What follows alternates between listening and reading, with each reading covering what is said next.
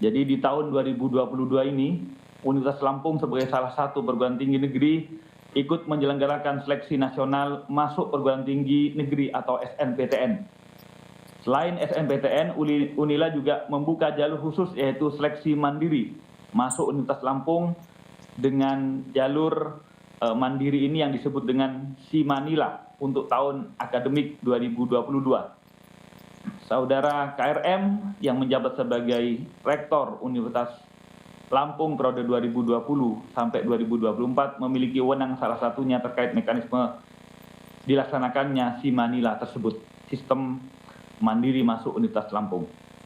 Selama proses Simanila berjalan, KRM diduga aktif untuk terlibat langsung dalam menentukan kelulusan para peserta Simanila dengan memerintahkan HY selaku Wakil Rektor 1 Bidang Akademik dan Budi Sutomo selaku Kepala Biro Perencanaan dan Hubungan Masyarakat serta melibatkan MB selaku Ketua Senat untuk turut serta menyeleksi secara personal terkait kesanggupan orang tua mahasiswa yang apabila ingin dinyatakan lulus maka dapat dibantu dengan persyaratan menyerahkan sejumlah uang selain uang resmi yang dibayarkan sesuai mekanisme yang ditentukan oleh pihak universitas. KRM juga diduga memberikan peran dan tugas khusus untuk HY, MB, dan Budi Sutomo untuk mengumpulkan sejumlah uang yang disepakati dengan pihak orang tua peserta yang sebelumnya telah dinyatakan lulus berdasarkan penilaian yang sudah diatur oleh KRM. Terkait besaran nominal, uang yang disepakati antara KRM diduga jumlahnya bervariasi berkisar antara 100 juta sampai 350 juta untuk setiap orang tua peserta seleksi yang ingin diluluskan. KRM juga diduga memerintahkan mu'alimin untuk turut mengumpulkan sejumlah uang dari para orang tua peserta seleksi yang ingin dinyatakan lulus oleh KRM. AD sebagai salah satu keluarga calon peserta seleksi Simanila diduga menghubungi saudara KRM untuk bertemu dan dengan tujuan menyerahkan sejumlah uang karena anggota keluarganya dinyatakan lulus Simanila atas bantuan KRM. Mu'alimin selanjutnya atas perintah KRM mengambil titipan uang tunai sejumlah 150 juta dari AD di salah satu tempat di Lampung.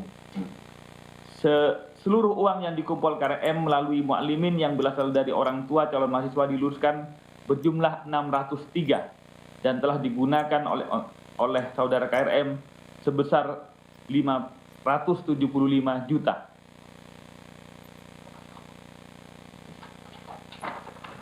Selain itu, KPK juga menemukan adanya sejumlah uang yang diterima KRM melalui Budi Sutomo dan MB yang berasal dari pihak orang tua calon mahasiswa yang diluluskan KRM yang juga atas perintah KRM uang tersebut telah dialihkan untuk menjadi tabungan, deposito, emas batangan dan juga masih tersimpan dalam bentuk uang tunai yang totalnya senilai 4,4 miliar. Atas perbuatan tersebut, para tersangka kami sangkakan melanggar pasal sebagai berikut. AD selaku pemberi disangkakan melanggar pasal 5 ayat 1 huruf A atau pasal 5 ayat 1 huruf B atau pasal 13 Undang-Undang 3199 Jungto 20/2001 tentang pemberantasan tindak pidana korupsi. KRM, HY, dan MB selaku penerima disangkakan melanggar pasal 12 huruf A atau 12 huruf B atau pasal 11 Undang-Undang 3199 Jungto 20/2001 tentang pemberantasan tindak pidana korupsi Jungto pasal 55 ayat 1 ke 1. Modus suap penerimaan mahasiswa baru ini tentu mencoreng dan juga mengironikan kita semua karena suap ini terjadi di dunia pendidikan di mana kita berharap dunia pendidikan mampu mencetak ilmu dan kader-kader bangsa yang kita harapkan ke depan bisa memberantas dan juga mencegah korupsi.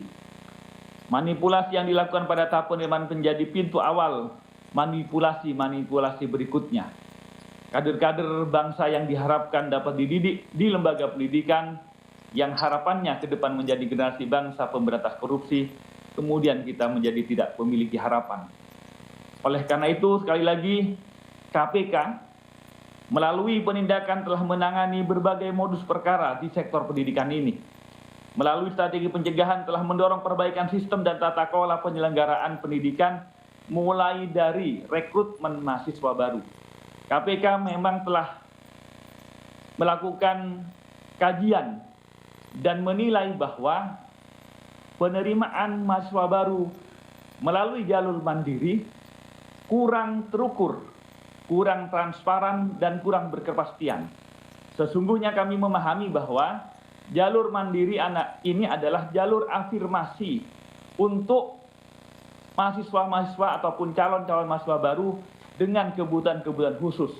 Misalnya daerah tertinggal, misalnya mahasiswa yang tidak mampu dan lain-lain. Itu semua untuk tujuannya adalah mulia.